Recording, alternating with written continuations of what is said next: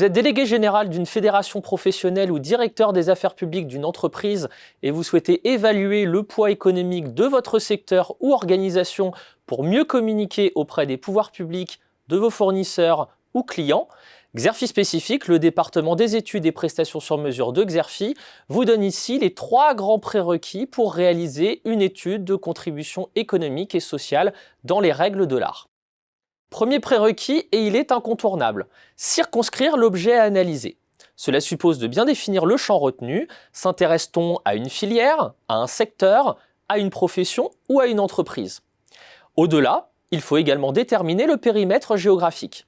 L'analyse porte-t-elle sur la France entière, une région ou un département en particulier? Ce choix sera important pour communiquer auprès des pouvoirs publics, qu'il s'agisse d'élus nationaux ou locaux.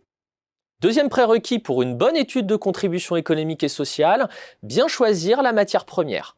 Les données sur lesquelles s'appuyer doivent être les plus fiables et les plus rigoureuses possibles. Il en va de la crédibilité et de la légitimité de l'étude. 2 options existent. Option 1, les tableaux entrées-sorties de la statistique publique, publiés notamment par l'INSEE.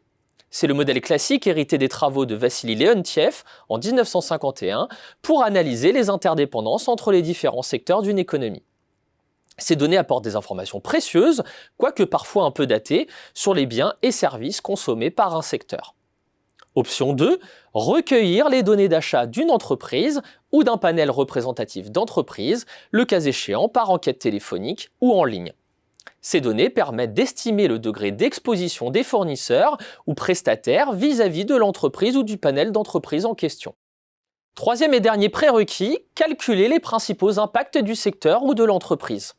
Ils sont traditionnellement au nombre de 3. L'impact direct, d'une part, soit l'activité et l'emploi en propre de l'entreprise ou du secteur. L'impact indirect, d'autre part, soit l'influence économique positive générée sur les secteurs amont auprès des fournisseurs et sous-traitants, c'est le rang 1, voire auprès des fournisseurs, ce que l'on appelle le rang N, même si cette approche est contestée par la recherche économique. Enfin, l'impact induit sur les recettes publiques, notamment fiscales, et sur la consommation des ménages, une fois les salaires réinjectés dans l'économie. Direct, indirect, induit, 3 impacts qui permettent d'estimer la contribution d'un secteur ou d'une entreprise à son environnement économique. Un préalable essentiel dans les discussions avec les pouvoirs publics ou pour communiquer.